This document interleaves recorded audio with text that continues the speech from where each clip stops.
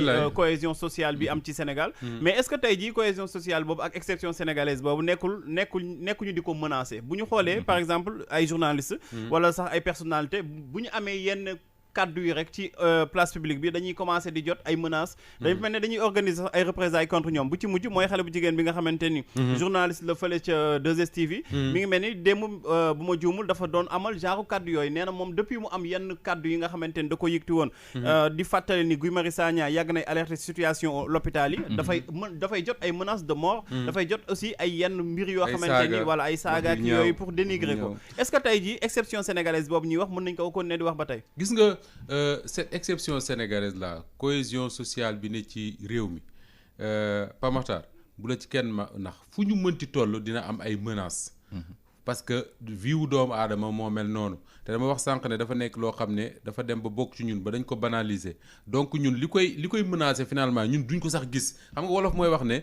lii bët du gis li koy fat ñun par exemple li nga xam ne ñun moom la ñu jël def ko muy lu banal yeneen réew yi bëggoon koo jot mënuñu koo jot ñun dañuy dem ba dootuñu mesurer valeur am te nag yàlla nañ ci yàlla musal mais bis bu ñu demoon ba ñàkk ko la ñuy soog a xam ne ñun lu ñu amoon lu rëy rëy la gis nga Serigne Abdou Lahat Mbacké Gaynde Fatma dama ko seetaan démb ci Walf TV ma koy ziar bu baax muy wax ne réew mi nii cohésion bi mu am stabilité bi mu am ku mel ne Serigne Babacar Sy ak Serigne Fallou Mbacké joué nañ ci rôle bu mag a mag pourquoi parce que époque bi ñu fi nekkoon ñoom Sénégal ki ko jiite woon chrétienne la ñoom xam gu ñu xamoon réewum Sénégal xam gu ñu xamoon jàmm ji war a dox ci les différentes communautés du Sénégal xëy na bokkoon na ci li taxoon ñu ne ñun kët du ñu taxaw ne suñu taalibe la ñuy jàppale ngir mu jiite réew mi wala bokk bokk suñu diine la ñuy jàppale ngir ñu jiite réew mi dañuy jàppale sénégalais bi nga xam ne dañu jàpp ne bu jiitee réew mi amum dal nit ñi ànd nekk ci jàmm loolu lu am solo la te ñun suñu génération yi ak yi ñu jiitu un peu ak ñuy ñëw après ñun héritage boobu la ñu am obligation wu préserver ko parce que dañ ko ameel ñi nga xam ne ñoom ñoo ko fi saxal mais préserver ko également parce que su fekkee ne préserver wuñ ko mën na jur ay jéye yu baree bari ci réew mi sama benn mbokk bu dëkk ca Touba maa ngi koy ziar baax Serigne El Hadji Ndiaye Cheikh Ndindi dafay wax ne Serigne Touba daf doon wax ne jàmm mu ne gisul lu ko gën fii gisul fa lu ko gën fa ñu jëm c'est-à-dire que fii ñu ne ci àdduna bi jàmm mooy li fi gën bu ñu demee ca yamar xiyaamit la ñuy ñaan mooy nekk ko yàlla defal léegi menaces yooyu Pa Makhtar dafa am ñaari catégorie moo di ne de toujours parfois di nga dégg ay conflits am ci diggante disons tukulóor ak séeréer Sénégal am ay relais ay bànqaas yoo xam ne ci la mën a jàpp pour di régler ces conflits là ba du jur yi mën a jur ci yenn réew yi parce que Sénégal yenn saa yi nga gis ay nag ruur defe naa noonu lañ koy waxee de dugg ci ay toolu jàmbur ba mu xaw a jur coow mais ca village ba mu amee danañ trouver ñoom ay moyens pour régler ce conflit là ba du àgg fenn fi am na ci réew Afrique yoo xam ne loolu bu fa amee ñu reyante benn di nga gis fii ci réew mi parfois nga dégg ñu ne ñii ay tijaan lañ dal ci kaw ay murit wala nga dégg ñu ne ñii ay murit lañ dal ci kaw ay tijaan wala nga dégg ñu ne ñii ay jurit lañ dal ci kaw ay chrétien mais Sénégal am ay moyens ay relais yoo xam ne souvent ci la ñuy appuyer wu ñun ba jàll ci conflit yooyu ba du jur benn jafe-jafe mais bu ñu réere mbir mukk que ne loolu Mamadou Diop Decroix mas na ko fi wax ne mag ñi def nañ fi mi ngi mel ne rek benn assiette bu ñu la defal dara ngay tibb te defoo ca soo deful nag dina dem ba mu jeex te doo ko yëg léegi loolu di dox ba nga gis jamono ji yu su fekkee man nga ma xoolal fii amatuma retour parce que j'ai l'impression que am na fil bu ma laal non fii am na fil bu ma laal voilà c'est bon ça vient d'accord donc Pa Makhtar nga gis léegi depuis quelques années du ma ne lu bees la parce que ñi ñu jiite ci métier bii ñuy def muy métier journaliste am na ay pressions yu ñu doon subir sous différentes formes mais ñun malchance bi ñu am te muy chance en même temps mooy dañoo nekk ci époque gu li ñu tuddee réseaux sociaux mooy que fii ma toog di wax man Moustapha Diop ñi may déglu di ma seetaan am nañu possibilité wu ñoom wax liñ ci xalaat dëgg la am na sama benn mag bu baax ci métier bu bërki démb bu ma woo keroog samedi démb la woon non ginnaaw bërki démb samedi ne ma yéen ñi ne ci télé yi il faut ngeen éviter d'être coaché par les réseaux sociaux. bien sûr xam nga lan mooy coaché par les réseaux sociaux. mooy dem ba ñun luñ ciy wax il faut ñu xalaat ki toog këram mën a bind mën a saaga. lan la ci xalaat appréciation la ci am di xool sax ba xam ñoo wax na ba xam Moustapha Mbuum mi rafet na. wala Pape Makhtar ni mu waxee baax na. wala Pape Makhtar ni mu waxee baaxul. loolu mooy être coaché par les réseaux sociaux te loolu lu ñu war a bañ la. léegi man li ma metti ci li nga tudd sànq mooy soxna si di Astou Dione. man Astou yàlla def naa émission ak moom. 2STV day jigéen bu correct. très très correct. di jigéen boo xam ne li nga xam ne moo raar ci suñu métier léegi. moom daf koo jël yanu ko muy lan mooy def sa liggéey dans en respectant les règles d'éthique et de déontologie. Qu'est-ce que Astou a dit ba ma ko xamee ba léegi muy wax ci télé lu ñu mën a considérer comme un dérapage man mii di wax ak yow il m'arrive ma wax des conneries mais moom mësuma ko dégg mu wax loo xam ne nit mën na ko dégg mu metti ko. lenn la wax bi ñu nekkee ci koor gi mooy coow la newoon ca Louga coowal soxna Astou soxna. ñuy coow di coow naan lii laak lee laak lii laak lee la mu ne. mais coow li bari na quand même mais bu ñu fàtte ne ay année ci ginnaaw wala boog ay weer ci ginnaaw kii di Guy Marius Sagna alerté woon na fi. ne suñu l'hôpital yi buñ ci jógul nit dana fa deewati fa parce que dara baaxu ci te ba mu ko waxee kenn dégluwu ko. ndaw si wax loolu ñu xëy suba commencé di bind di ko saaga li ma ci gën a naqari. mooy Pape Makhtar li xew ci réew mi tam war a dakk mooy nit ñi il suffit léegi Pape Makhtar wax baat bu leen neexul. du ñu ko tontu ci li mu wax. wala na mu ko waxee mais dañuy dugg dans sa vie privée. absolument dans sa vie intime.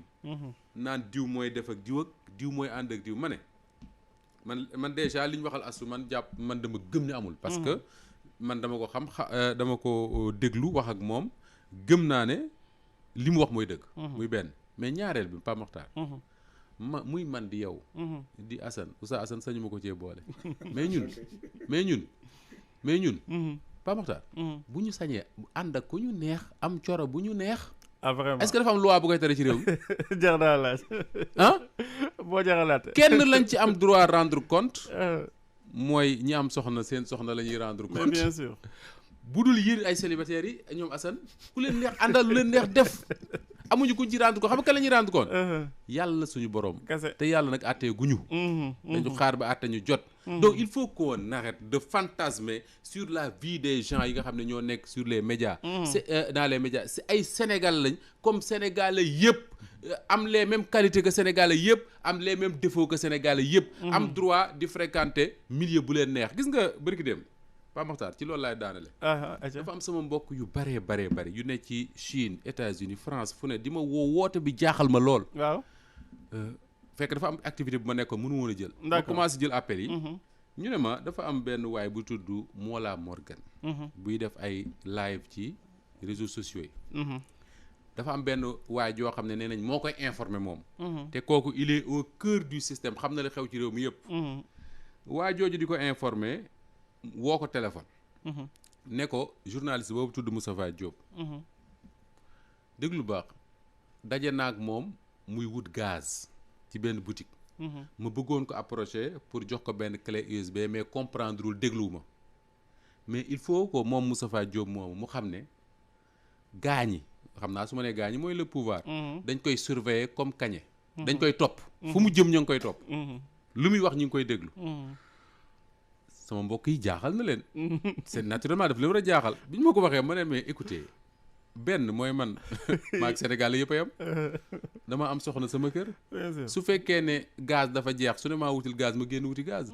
donc nit dajeeg man ma yore gaz y a absolument rien d'extraordinaire. d'autant plus que man wax naa fii de fan yi gaz manqué ne fan yi yëpp maa ngi wër gaz mun mu ko am. donc nit mën na dégg loolu ne dafa dajeeg man. muy benn ñaareel ba Pape Makhtar man.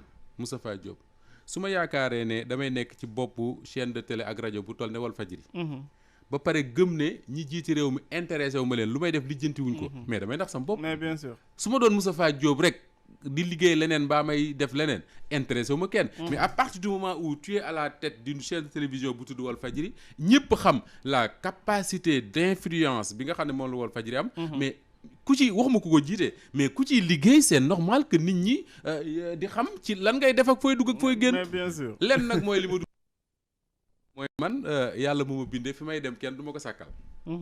laajal DJ yu moomu fu ma bëgg a dem dama fay dem. ayca Oustaz Assane ñu ngi lay nuyu Oustaz di nga jël sa kii yi nag de. Oustaz ñu ngi lay nuyu. ñu ngi lay fay Pape Matar di nuyu Assane ak Moustapha. jërëjëf. waaw di nuyu ñu lay seetaane ci biir réew mi ak ca bitim réew di la fa déglu. jërëjëf Oustaz Assane alors Assane si yow laay dellu si boo déggee Moustapha li mu wax. ma Assane et Oustaz Assane. waaw Assane la ak Oustaz comme nee nga ma dindi Alaaji Assane bi. Alaaji Assane Assane. alors Alaaji Assane ñu dellusiwaat ci question bi rek boo gisee tey ji Sénégalais yu bëri tey du première fois ñuy dégg journaliste bi def liggéeyam am nu mu koy defee peut-être am ñoo xamante ni amaana dañ jàpp ni kii daf leen contre mi recevoir ay menaces Pam Ndiaye déggoon nañ ko fi démb astu nañu dégg. est-ce que tey jii Sénégal dañu commencé di dugg ci ay dérives yoo xamante ni yu totalitaire la c'est-à-dire da nga war a waxee ni une pensée unique moo fi war a am boo waxewul nii dañ lay noot dañ lay bundu xatal wala sax dañ lay menacer. xam nga Pape Makhtar loolu daanaka dëgg dafa gën a fës jamono ji mais mi ngi raam depuis ay années. dañoo nekk période boo xamante ne man dama jàpp ni surtout réseaux sociaux yi soit tu es pour ou tu es contre maanaam man nga faral wala sama ennemi nga. da ngay wax li ma bëgg wala ma dal sa kaw. et mënuñu dund si réew mu mel noonu sànq Moustapha tudd na cohésion sociale boobu certes branche yu bëri la fu nekk ak li nga xamante ni noonu lañ fay defee ngir bañ faa dem mais menace bi nga xamante ni mi ngi peser ci cas précis bi Astou Dione yemul si Astou Dione tàmbalewul si Astou Dione te bu ñu si teewul te jukk du yem si moom. ëllëg Moustapha Diop lañ jëm Assane Gueye Pape Makhtar Pape Maguette Gueye Astou personnellement miinuma ko mais bi ma liiree liy xew li gars yi wax ba sànq avant ñoo dugg si studio bi rek on a discuté moi je me suis dit que man gëwuma lii parce que amuñu yenn relation yi mag moom mais la personnalité bi ma xam ci moom ak témoignage yi nga xamante ni jot naa ko si moom par rapport ak yenn confrères yi nga xamante ni ñoo sekk ak moom liggéey boobu loolu am ñu jàng nag moom ñi nga xamante ni mooy témoignage yi ñu am maintenant cas bi bu weesoo li nga xamante ni mooy liñ ko waxal liñ ko yàkkal daanaka dafa tàmbale rek mais dinañ ko waxal lu gën a garaaw loolu waxal ñu ko man mi pour man dafa ànd ak métier bi ça c'est un point waruñ koo bañ ñu ñuy waxal yenn wax yi parce que on parle des gens on parle de ce que font les gens on touche les intérêts de certaines personnes et booy toucher intérêt ay nit bul bañ nit ñooñu di wax yoo xamante ne day yàq sa der mais fexeel lii am mooy fexeel ba li ñuy wax buñ la si fekk mën na la sédd ci gaalu xaj waaye duñ la ci fekk c'est ça li tax duñ la si fekk nag moom mooy nga respecter li nga xamante ni moom mooy éthique ak déontologie bi liggéey bi laaj respecter ko moom mooy parti pris boobu ñuy wax mu bañ la see fekk parce que parti pris boobu pour bañ mu fekk la ci mooy nga bañ nekk ñi nga xamante ni sa rédacteur en chef mooy waa réseaux sociaux bi